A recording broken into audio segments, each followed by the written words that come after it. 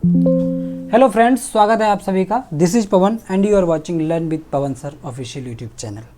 दोस्तों, आज हम लोग ग्रामर सीरीज को कंटिन्यू कर रहे हैं।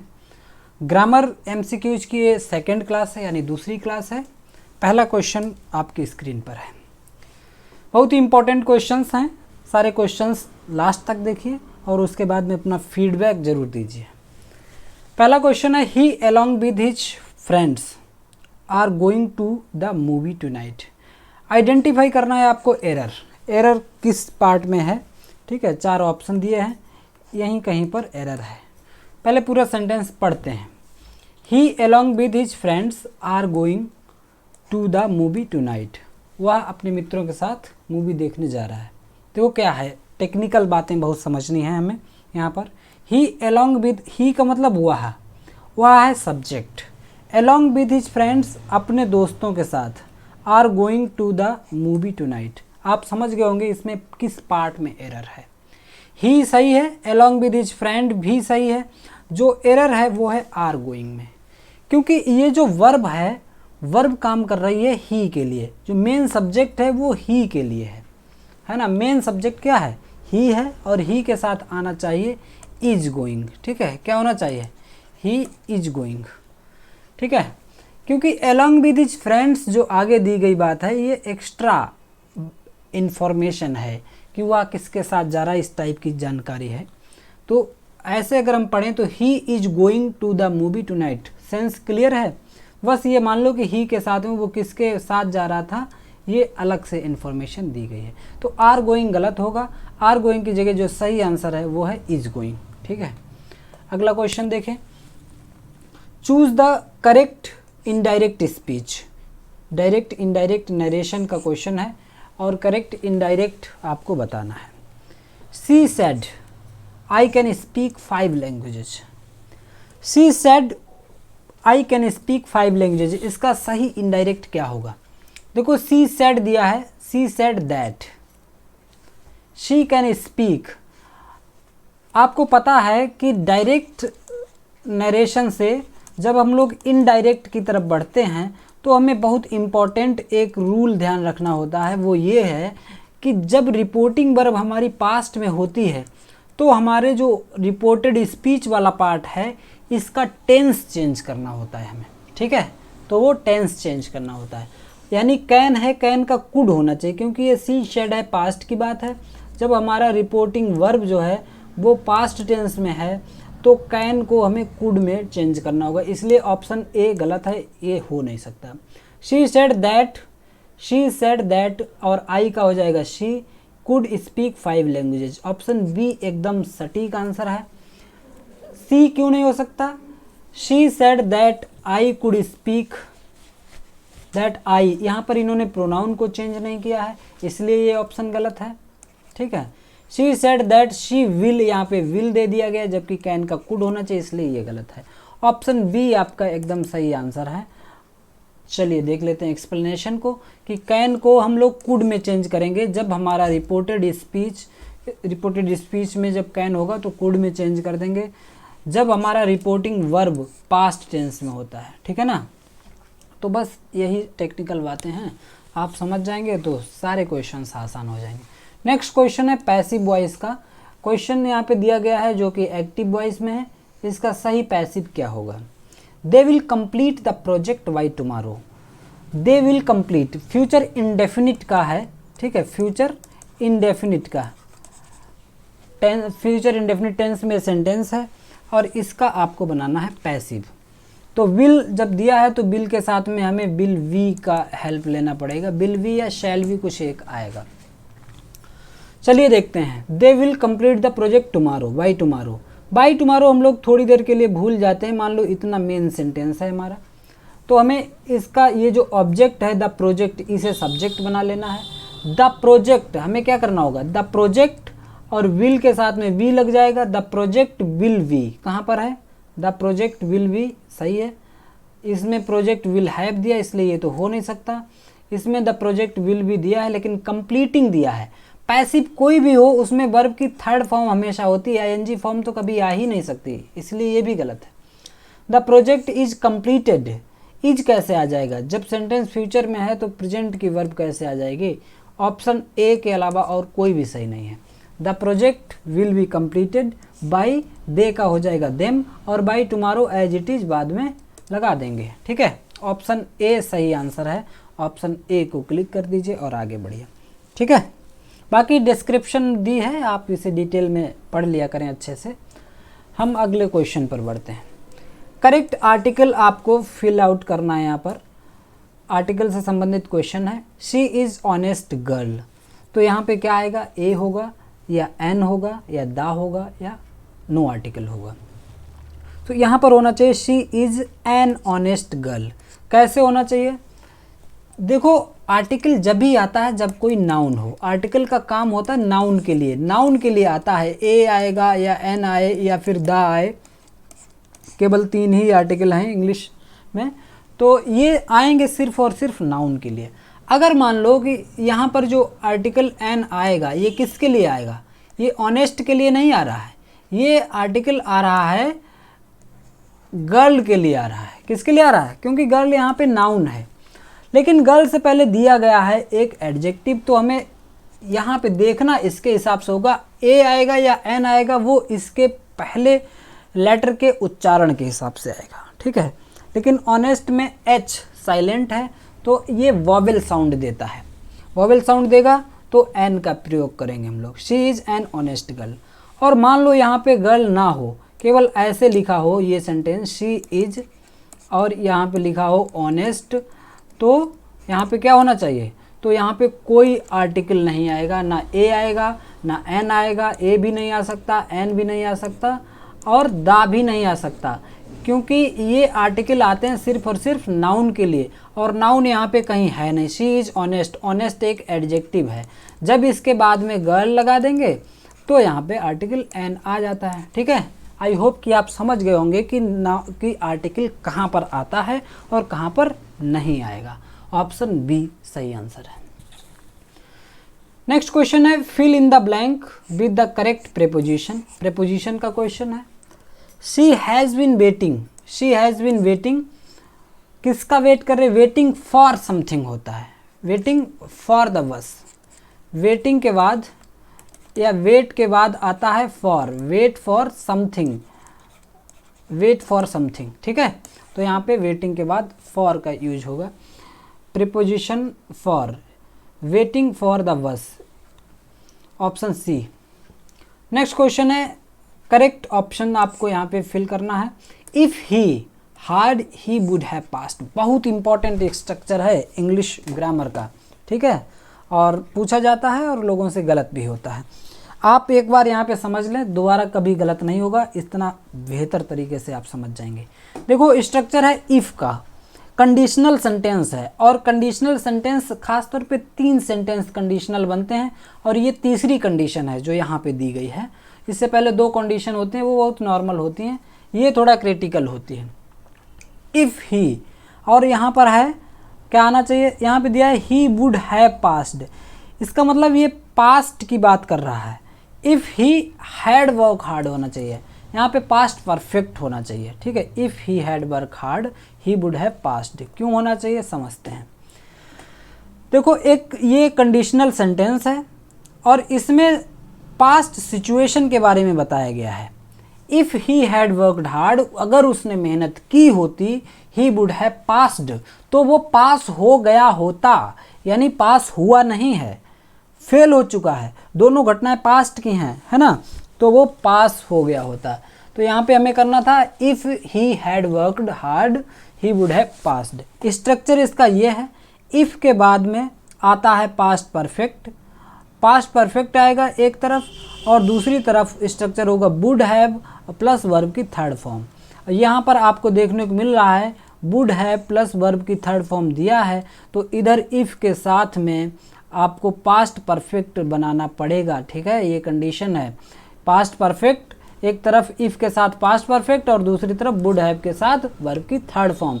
If he had worked hard he would have passed. I hope कि कंडीशन समझ गए होंगे। ये बहुत ही इंपॉर्टेंट क्वेश्चन है और इसमें कभी कोई बदलाव नहीं होता। अगर ये सेंटेंस अच्छे समझ लिया तो ऐसे कितने भी क्वेश्चन आए आप कर लेंगे। ऑप्शन बी सही आंसर है। Identify the correct modal, modal verb से संबंधित क्वेश्चन है।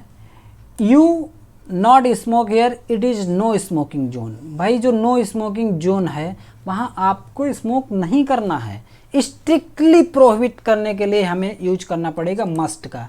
बाई चांस यहाँ सी और डी दोनों ही मस्ट हैं तो दोनों कुछ भी मान लो, मस्ट आना चाहिए यहाँ पर, ठीक है, मस्ट।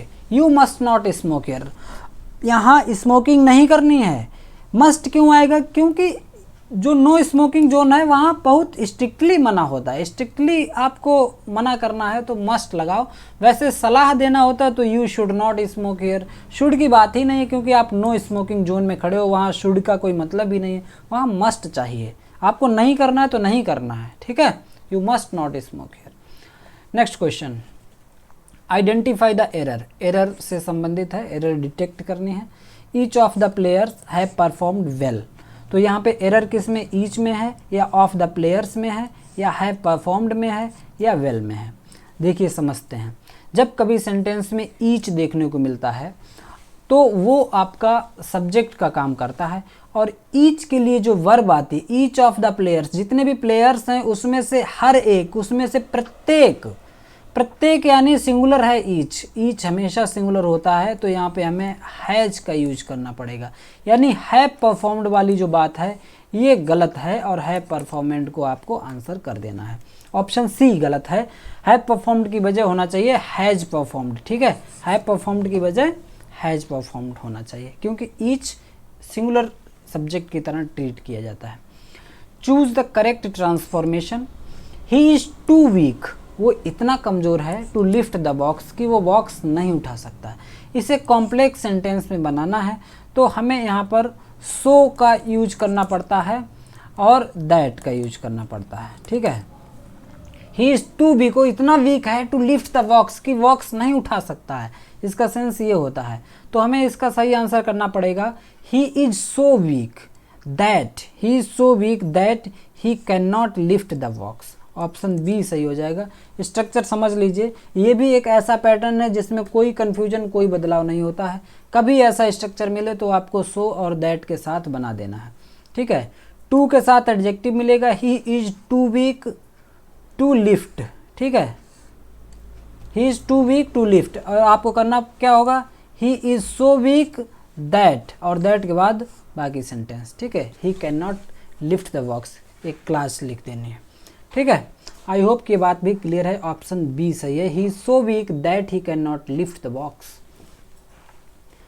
नेक्स्ट क्वेश्चन है, नाइदर द प्रिंसिपल, बहुत इंपॉर्टेंट स्ट्रक्चर है, neither the principal nor the teachers was present.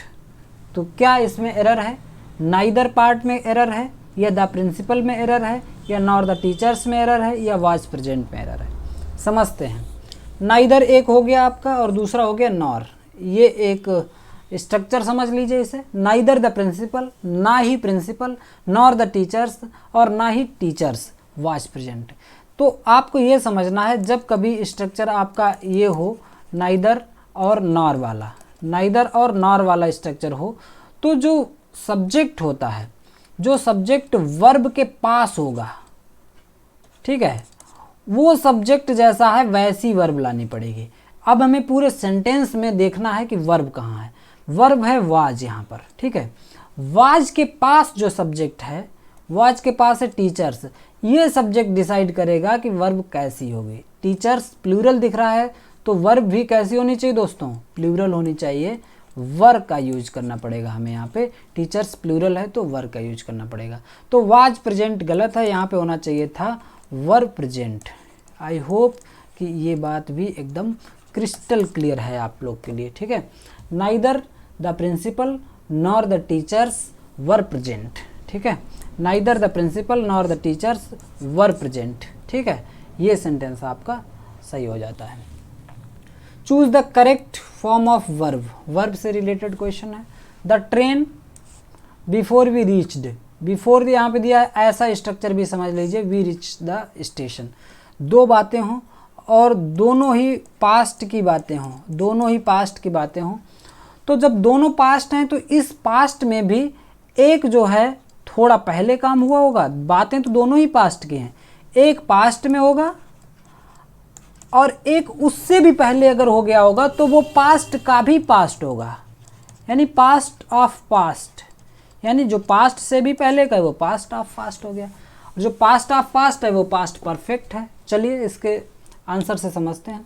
The train had left करना पड़ेगा, क्योंकि यहाँ पे क्या है, पास्ट इंडेफिनिट है, वी रीच्ड, ये है पास्ट इंडेफिनिट, और यहाँ पे हमें करना पड़ेगा the train had left, option C करना पड़ेगा। क्यों करना पड़ेगा समझते हैं। इस स्ट्रक्चर को भी अगर अच्छे से समझ लिया तो भी बहुत इंपॉर्टेंट स्ट्रक्चर है, ये एक क्वेश्चन आ सकता है।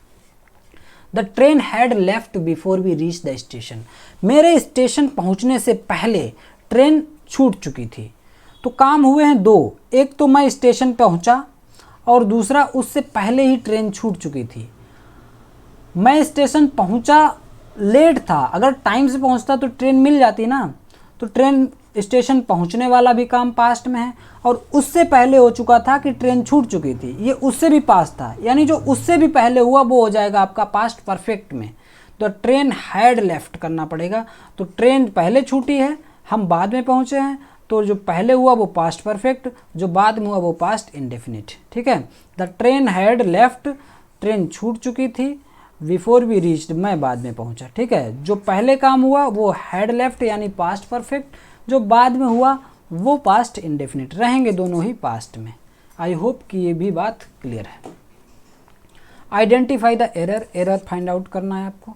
आइदर द मैनेजर, जैसे नाइदर नॉर वाला था ऐसे ही आइदर और आर का भी हम सोल्यूशन करते हैं। आइदर द मैनेजर, यहाँ पे मैनेजर सिंगुलर है या प्लूरल है इससे कोई मतलब नहीं होता है। और द इम्प्लाइज, और इम्प्लाइज से मैटर करता है, इम्प्लाइज प्लूरल है तो इम्प्लाइज के बाद आने वाली जो वर्ब है वो इम्प्लॉइज के अकॉर्डिंग प्लूरल ही होनी चाहिए, हैज़ नहीं होगा, यहाँ पे हैव करना पड़ेगा। ठीक है, आइदर द मैनेजर और the employees have to attend the meeting, तो हैज़ टू अटेंड वाला ऑप्शन ही गलत है, यहाँ पे होना चाहिए आपके लिए हैव टू अटेंड। ठीक है, हैव टू अटेंड, बस बात सही हो जाती है, क्वेश्चन सही हो जाता है। आइदर और में क्या करना है, बाद वाला जो होता है, जो वर्ब के नियर होता है वो सब्जेक्ट मैटर करता है, वो अगर सिंगुलर है तो वर्ब सिंगुलर, वो अगर प्लूरल है तो वर्ब प्लूरल। ऑप्शन डी सही आंसर है। Choose the correct sentence, correct sentence को आपको फाइंड आउट करना है। शी सैड मी, देखो कभी भी शी सैड नहीं आएगा, केवल शी सैड मी हो ही नहीं सकता, हमेशा गलत है। सैड के बाद अगर कोई ऑब्जेक्ट आता है तो उससे पहले टू जरूरी होता है, यहाँ पे टू नहीं है इसलिए ये क्वेश्चन गलत है। शी टोल्ड मी, ये बात सही है। दैट शी वाज टायर्ड, और ये सेंटेंस भी सही, उसने मुझे बताया कि वो थकी हुई थी, ऑप्शन बी सही है। सी क्यों गलत है, शी सैड मी, इसमें भी शी सैड के बाद टू नहीं है, ये भी गलत है। शी टोल्ड, देखो शी टोल्ड दिया है और टोल्ड अकेला नहीं आता है, शी टोल्ड दैट दिया है, गलत है। शी टोल्ड के बाद ऑब्जेक्ट जरूरी है, शी टोल्ड क्या, शी टोल्ड मी, ठीक है, या शी टोल्ड अस, या शी टोल्ड देम, या शी टोल्ड हर, कुछ ना कुछ होना चाहिए। She told Mukesh, she told Ramesh, इस टाइप से कुछ ना कुछ ऑब्जेक्ट मांगता है। टोल्ड बिना ऑब्जेक्ट के नहीं आता, ये बात भी आप नोट करके रख लें। ठीक है, जैसे सेड के बाद टू आना जरूरी होता है, अगर ऑब्जेक्ट आता है तो सेड के बाद अगर ऑब्जेक्ट आएगा तो टू जरूर आएगा। ठीक है, ऐसे ही अगर टोल्ड आता है तो उसके बाद ऑब्जेक्ट आएगा जरूर, लेकिन टोल्ड के बाद टू नहीं होता है, ध्यान रखना। यहाँ पे ऑप्शन बी सही है, she told me that she was tired, option B सही आंसर है। ठीक है, नेक्स्ट क्वेश्चन है choose the correct passive voice. Passive voice आपको फाइंड आउट करना है। Did he complete the task, past indefinite का है, आप जानते हैं पास्ट इंडेफिनिट का है सेंटेंस, और इसका जो हम पैसिव बनाएंगे उसमें पास्ट कॉन्टिन्यूस, यानी इससे एक स्टेप आगे पास्ट कॉन्टिन्यूस की वर्ब लगाएंगे और बना देंगे इसे। Did he complete the task, तो हमें करना पड़ेगा द टास्क ऑब्जेक्ट है और इससे पहले हमें क्वेश्चन बनाना है, तो डिड की जगह हमें करना पड़ेगा वाज। वाज कॉन्टिन्यूस में आती है ना, पास्ट कॉन्टिन्यूस में वाज आती है, तो was the task completed by him, तो ये हो जाएगा आपका आंसर। हैड आ नहीं सकता, इज आ नहीं सकता, हैज़ भी नहीं आ सकता, क्योंकि पास्ट इंडेफिनिट है तो पैसिव पास्ट कॉन्टिन्यूस वाली वर्ब के सहारे बनता है। ऑप्शन ए सही आंसर है और कुछ नहीं। ठीक है, did plus subject plus V1 है, पैसिव हो जाएगा इसका वाज या वर के साथ में वर्ब की third form, was the task completed. ठीक है, नेक्स्ट क्वेश्चन है choose the correct preposition. Preposition से रिलेटेड क्वेश्चन है। शी इज़ गुड मैथमेटिक्स, बहुत इंपॉर्टेंट क्वेश्चन है। कभी भी किसी सब्जेक्ट में, किसी स्किल में कोई अच्छा है तो आपको गुड के साथ एट लगाना पड़ता है, ध्यान रखना। शी इज़ गुड, और नॉर्मली हम क्या कहते हैं, नॉर्मली किसी से पूछो कि वो इंग्लिश में बहुत अच्छा है तो आपको बताया जाएगा he is good in English, जो कि हमेशा गलत होता है। She is good in mathematics, ये हमेशा गलत होगा। आपको करना पड़ेगा she is good at mathematics, at English. ठीक है, she is good at, good के साथ एट, फिर कोई सब्जेक्ट या स्किल। ठीक है, तो एक्सप्रेशन गुड एट समथिंग, कोई सब्जेक्ट होगा या स्किल होगा, तो गुड एट ध्यान रखना। और आज के सारे क्वेश्चंस हम लोगों ने कंप्लीट कर लिए, बहुत ही इंपॉर्टेंट क्वेश्चंस थे। अभी तक क्लास को लाइक नहीं किया तो लाइक ज़रूर कर दें, कमेंट करना ना भूलें, आपको क्लास कैसी लगी कमेंट ज़रूर करें। जो भी लोग नए हैं चैनल को सब्सक्राइब भी कर लें, ठीक है, क्योंकि ऐसी बहुत ही वैल्यूएबल क्लासेस को हम लोग यहाँ प्रोवाइड कराते हैं। मिलेंगे अगली क्लास में, till then keep learning and keep watching. Thank you.